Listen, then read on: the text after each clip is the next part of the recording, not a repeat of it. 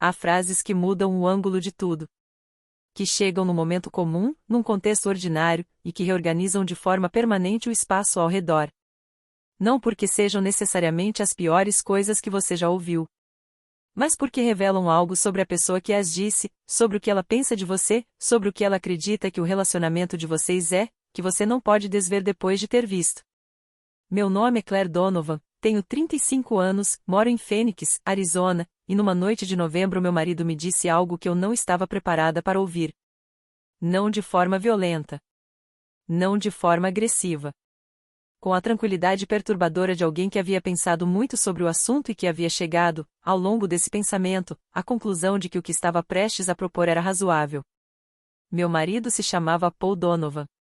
38 anos. Consultor financeiro. 7 anos de casamento.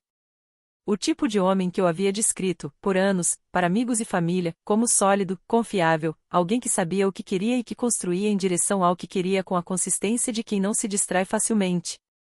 Naquela noite de novembro, o que ele queria havia me deixado sem reação por um tempo que eu ainda não consigo medir com precisão.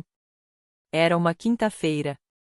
Havíamos jantado em casa, rotina normal, a conversa leve de dois adultos no fim de um dia de trabalho que foi longo mas não extraordinário.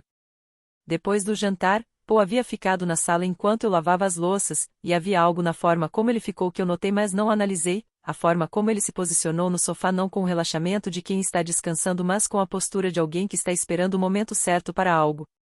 Quando entrei na sala, ele disse, preciso te falar sobre uma coisa que venho pensando. Sentei na poltrona em frente a ele. Pode falar. O que se seguiu foi uma explicação que durou uns 20 minutos e que, em retrospecto, havia sido claramente preparada. Paul havia pesquisado. Havia vocabulário, havia referências a estudos, havia a estrutura de alguém que não estava improvisando mas entregando algo que havia elaborado com antecedência. Estava falando sobre lifestyle, como ele chamou. Sobre casais que praticavam o que descreveu como compartilhamento consensual. Sobre um colega de trabalho chamado Derek com quem havia tido conversas sobre o tema. Sobre como havia chegado à conclusão de que isso poderia, nas palavras dele, enriquecer o casamento. E então disse, com aquela tranquilidade que foi a parte mais difícil de processar, falei com o Derek sobre você. Ele estaria interessado. E eu acho que você gostaria dele. Fiquei imóvel. Por um tempo que não soube medir. Processando.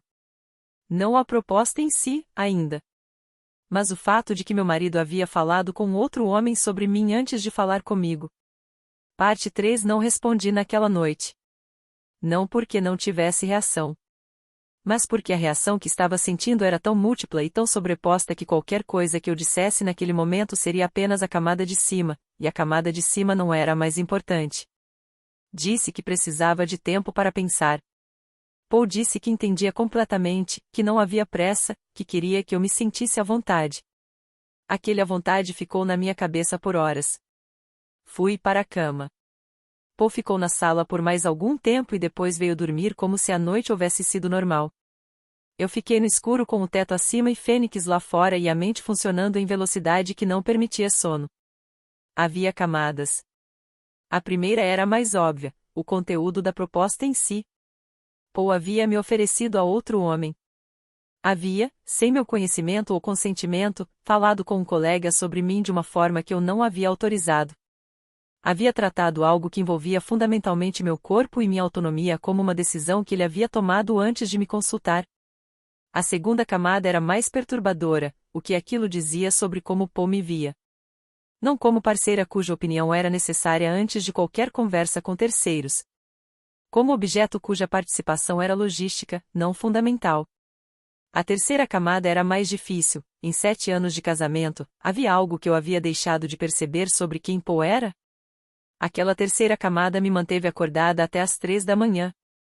Na manhã seguinte, acordei antes dele. Fiz café.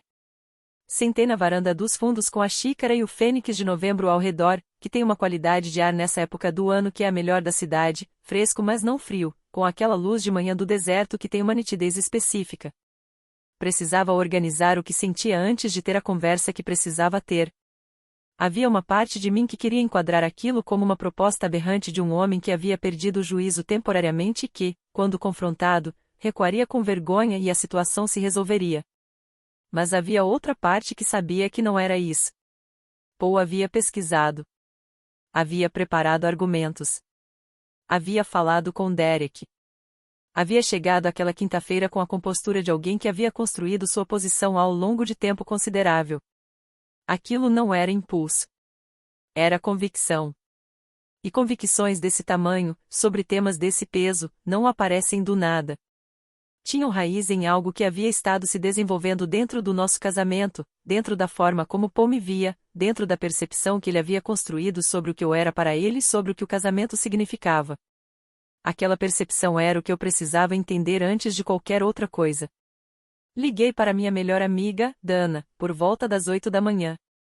Dana morava em Scottsdale, a 20 minutos de Phoenix, e havia sido minha amiga desde a faculdade. O tipo de amizade que sobrevive a distâncias e períodos de contato irregular porque tem uma fundação real que não precisa de manutenção constante para permanecer sólida. Contei tudo. Ela ficou em. Liberamos um pacote privado em vídeo com as 10 histórias de traição, segredos inconfessáveis e flagrantes mais pesadas e explícitas que o YouTube baniu e não me deixa mostrar aqui por causa da censura. É um conteúdo exclusivo que você só consegue ver na nossa página secreta. Garanta o seu acesso antes que os links sejam removidos da internet. Clique no link abaixo. Silêncio por um momento. Claire disse por fim. Eu sei. Não, espera. Deixa eu processar. Toma seu tempo. Outro silêncio. Ele falou com esse homem antes de falar com você. Sim. Sobre você. Sim. Isso é o problema central. Há mais de um problema central. Tem. Mas esse é o que mais me preocupa. Porque a proposta em si, por mais chocante que seja, ainda poderia ser enquadrada como um homem que teve uma ideia torta sobre o relacionamento. Mas falar com outro homem sobre sua esposa antes de falar com ela, isso é uma visão de quem ela é que não inclui ela como protagonista da própria vida. Aquela formulação foi mais precisa do que qualquer coisa que eu havia conseguido articular nas últimas horas. É exatamente isso, disse eu. O que você vai fazer? Preciso ter a conversa. Mas preciso saber o que estou perguntando antes de perguntar. O que você quer saber? Quero saber se isso é uma fantasia que saiu do controle ou se é algo que revela uma forma de me ver que esteve lá por mais tempo do que aquela quinta-feira. E se for a segunda opção? Então preciso tomar uma decisão diferente da que tomaria se fosse a primeira. A conversa aconteceu naquela tarde. Paul havia ficado em casa, o que eu havia pedido por mensagem durante a manhã. Havia algo na forma como ele havia concordado, com aquela prontidão de alguém que ainda estava confiante de que a conversa caminharia na direção que ele havia imaginado, que me disse que ele não havia avaliado completamente o que estava por vir. Sentamos na sala. Os mesmos lugares de sempre. Eu na poltrona. Ele no sofá. Mas com uma qualidade de espaço entre nós que era diferente de qualquer noite anterior. Preciso entender uma coisa antes de qualquer outra coisa, disse eu. Pode perguntar. Você falou com o Derek sobre mim antes de falar comigo. Sim. Explica esse processo para mim. Paul ficou em silêncio por um momento. Como se a pergunta houvesse chegado de um ângulo que ele não havia antecipado. Queria ter certeza de que havia interesse real antes de propor algo que, disse eu. Ele parou. Você ouviu o que disse? Disse que queria ter certeza de que havia interesse real. Da parte de quem? Ele ficou imóvel. Da parte do Derek, disse por fim. Você verificou se outro homem estava interessado em mim antes de me perguntar se eu queria participar de algo. Claire. Isso não é uma acusação. É uma verificação de que eu entendi corretamente. Ele ficou em silêncio. Você me tratou como uma variável logística, disse eu. Como algo que seria arranjado depois que as outras peças estivessem em ordem. Não era assim que eu via. Como você via? Via como proteger você de uma conversa difícil caso Derek não estivesse interessado. Paul, a voz que saiu de mim teve uma qualidade que eu não havia planejado. Não raiva ainda. Algo mais frio. Você não me estava protegendo. Você estava gerenciando uma situação que envolvia meu corpo e minha autonomia sem me incluir no gerenciamento. Ele ficou olhando para as próprias mãos. A conversa durou quase 4 horas. Não porque houvesse muita coisa a negociar, mas porque havia camadas que precisavam ser abertas com cuidado para que eu entendesse o que estava realmente vendo. Paul havia chegado à ideia, ele explicou, ao longo de uns 8 meses. Havia começado com conversas com Derek, que praticava aquele estilo de relacionamento com a namorada e que havia descrito com entusiasmo durante almoços de trabalho. Havia pesquisado. Havia chegado à conclusão de que era algo que poderia funcionar. Em nenhum momento desses 8 meses você me mencionou que estava pensando nisso? Disse eu. Não queria que você descartasse antes de eu ter pensado completamente. Em 8 meses de pensamento sobre algo que envolve fundamentalmente minha participação, você não achou que minha perspectiva era relevante para o processo de pensar? Ele ficou em silêncio. Paul, disse eu, com cuidado. Eu preciso que você entenda o que estou perguntando. Não estou perguntando se a proposta é aceitável ou não. Estou perguntando o que os últimos 8 meses dizem sobre como você me vê dentro desse casamento. Como você me vê como o quê? Como parceira. Como pessoa cuja opinião sobre decisões que me afetam é necessária antes que as decisões sejam tomadas. Aquela pergunta ficou no ar por um tempo. Eu via no rosto de Paul o processo de alguém chegando a uma compreensão que havia estado ausente.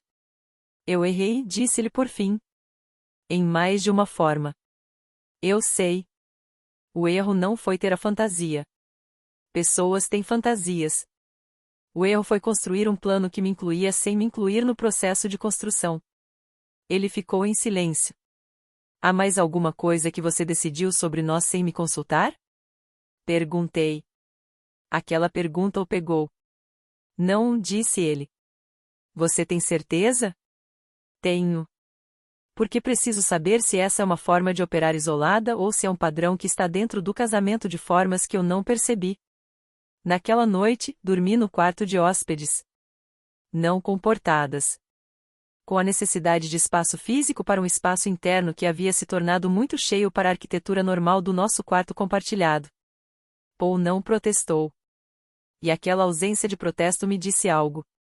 Que havia nele, embaixo da compostura da quinta-feira, uma consciência crescente de que havia errado de formas que ele ainda estava mapeando completamente. Nas 2 semanas seguintes, vivemos na mesma casa com uma distância que não era hostil mas que era real. Conversa sobre logística. Jantares onde a comida era boa mas o silêncio era mais presente do que o normal. A coreografia de 2 adultos que precisam de espaço mas que ainda não sabem o que farão com o espaço quando tiverem processado o suficiente. Sugeri terapia na 2ª semana. Paul concordou com uma prontidão que havia algo de urgência.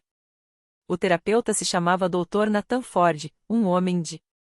Liberamos um pacote privado em vídeo com as 10 histórias de traição, segredos inconfessáveis e flagrantes mais pesadas e explícitas que o YouTube baniu e não me deixa mostrar aqui por causa da censura. É um conteúdo exclusivo que você só consegue ver na nossa página secreta. Garanta o seu acesso antes que os links sejam removidos da internet. Clique no link abaixo. 45 anos com a presença calma de quem aprendeu a não ser perturbado por histórias difíceis porque histórias difíceis são o material do trabalho. Na primeira sessão, nos ouviu a ambos. Quando terminamos, ficou em silêncio por um momento. Há 2 questões separadas aqui, disse ele. A primeira é o conteúdo da proposta. A segunda é o processo pelo qual a proposta chegou. E elas precisam ser tratadas de forma separada porque confundi-las vai impedir que qualquer uma seja resolvida adequadamente. Por onde você sugere começar? Disse eu. Pelo processo. Porque o conteúdo é mais fácil de avaliar depois que o processo está claro. O trabalho das semanas seguintes foi sobre o processo. Sobre a forma como Paul havia operado naqueles 8 meses. Sobre o que aquela forma de operar revelava sobre como ele havia construído sua percepção de mim dentro do casamento. E sobre as raízes daquilo, que eram mais antigas do que aquela quinta-feira de novembro. Em sessões com o Dr. Ford, Paul começou a articular algo que havia estado presente mas não nomeado. Havia no casamento, havia anos, uma dinâmica onde ele havia assumido progressivamente o papel de arquiteto das decisões. Não de forma maliciosa. De forma gradual, construída sobre a premissa de que ele era bom em planejamento e que eu havia, em alguns momentos, deixado espaço para que ele planejasse. E aquele espaço havia, ao longo do tempo, se expandido de formas que nenhum dos dois havia mapeado conscientemente. Você deixou de me consultar em pequenas coisas primeiro, disse eu numa sessão. E eu deixei. E aquilo normalizou um padrão onde as decisões maiores também vieram de você. Não foi intencional, disse Paul. Não precisa ser intencional para ser real. Como você não percebeu? Porque aconteceu de forma gradual. E porque havia partes da dinâmica que eram convenientes. Não precisar tomar todas as decisões tem um conforto próprio quando você está ocupada com outras coisas. Então os dois contribuímos. Sim. De formas diferentes e com consequências diferentes. Mas sim. O Dr. Ford nos olhou. Isso é importante, disse ele. Não para distribuir culpa de forma equitativa. Mas porque o padrão que levou à quinta-feira de novembro não foi construído unilateralmente. Foi construído pelos dois, com intenções diferentes e níveis de consciência diferentes, ao longo de anos. A questão do conteúdo, quando chegamos a ela nas sessões, foi mais direta do que eu havia esperado.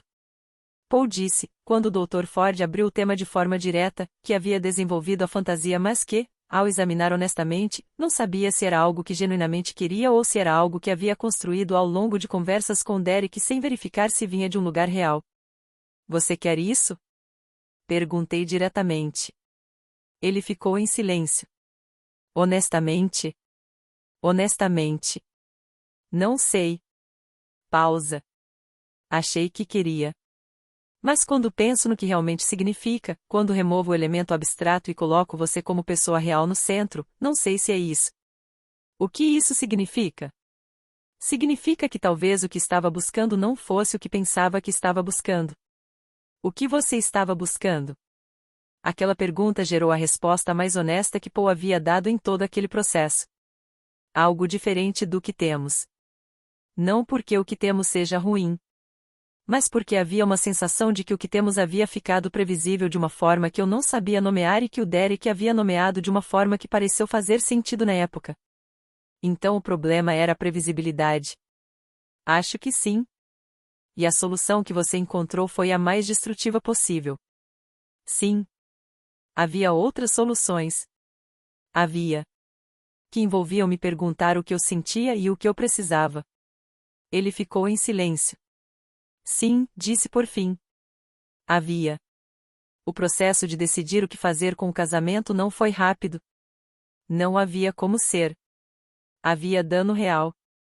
A forma como Paul havia operado, o fato de haver falado com Derek, o fato de haver planejado por 8 meses sem me incluir, havia criado uma ferida que não fechava com uma conversa ou com um mês de terapia. Mas havia também algo que o processo havia revelado que mudou o ângulo da decisão. O padrão que havia levado até aquela quinta-feira não era o único problema. Era o resultado de um padrão maior, construído pelos dois, onde eu havia progressivamente cedido espaço de agência e Paul havia progressivamente preenchido esse espaço sem verificar se o preenchimento era o que eu queria. Nenhum dos dois havia falado sobre isso diretamente em anos. E quando eu olhei para aquela dinâmica com honestidade, percebi que havia partes da minha própria participação que precisavam de exame tanto quanto as de Paul. Não para criar equivalência onde não havia. O que Paul havia feito era mais sério. Havia falado de mim para outro homem sem minha permissão. Havia planejado algo que envolvia meu corpo como se minha concordância fosse logística. Isso não tinha equivalente na minha parte. Mas havia contribuído, de formas menores e graduais, para uma dinâmica que havia normalizado um nível de unilateralidade que havia acabado chegando àquela quinta-feira. Aquela distinção importava para entender o que havia acontecido. Não para decidir o que fazer a seguir. Encerramento hoje, quase um ano depois de uma quinta-feira de novembro em Fênix, meu casamento é irreconhecível em relação ao que era. Não porque tudo foi resolvido de forma limpa. Mas porque o que existia antes foi desmontado e o que estamos construindo agora foi construído com uma consciência que o casamento anterior não tinha. Ficamos juntos. Não de forma imediata. Não de forma fácil. Houve um período de 3 semanas onde eu não sabia se ficaria, onde a pergunta estava genuinamente em aberto e onde a resposta dependia não de perdão mas de avaliação honesta de se havia algo que valia ser reconstruído. A conclusão a que cheguei foi que havia. Não o casamento. Liberamos um pacote privado em vídeo com as 10 histórias de traição, segredos inconfessáveis e flagrantes mais pesadas e explícitas que o YouTube baniu e não me deixa mostrar aqui por causa da censura. É um conteúdo exclusivo que você só consegue ver na nossa página secreta. Garanta o seu acesso antes que os links sejam removidos da internet. Clique no link abaixo. Que existia. Mas a possibilidade de um casamento diferente, construído sobre uma dinâmica diferente, onde eu era participante ativa das decisões que me afetavam e onde Paul havia entendido, de forma que eu acreditava ser genuína, o que havia feito e o que precisava mudar. Paul cortou o contato com Derek. Não por exigência minha. Por escolha dele, com a consciência de que aquela amizade havia sido o canal por onde uma fantasia destrutiva havia entrado no casamento e que manter o canal aberto seria uma inconsistência que ele não estava disposto a sustentar. As sessões com o Dr. Ford continuam. Não como intervenção de emergência. Como prática. Porque aprendemos, da forma mais cara possível, que casamentos não se mantêm sozinhos. Que a ausência de crise visível não é indicador de saúde. Que as dinâmicas que se instalam de forma gradual precisam de verificação regular para que não se tornem grandes demais para examinar antes que seja tarde. Há uma coisa que o Dr. Ford disse numa sessão que ficou comigo. O que a Claire está descrevendo não é perdão no sentido de apagar o que aconteceu. É uma escolha de continuar com os olhos abertos sobre o que existe e o que precisa existir para que continuar faça sentido. Perdão no sentido de apagar não chegou. Não sei se chega. Mas há algo que chegou, ao longo desses meses de trabalho difícil, que se parece com a possibilidade de futuro. Não o futuro que eu havia imaginado quando disse sim 7 anos atrás. Um futuro diferente. Mais honesto. Mais consciente. Construído sobre o que sobrou depois que tudo que era frágil foi removido pela crise que nenhum dos dois havia planejado e que nenhum dos dois poderia ter evitado da forma que chegou.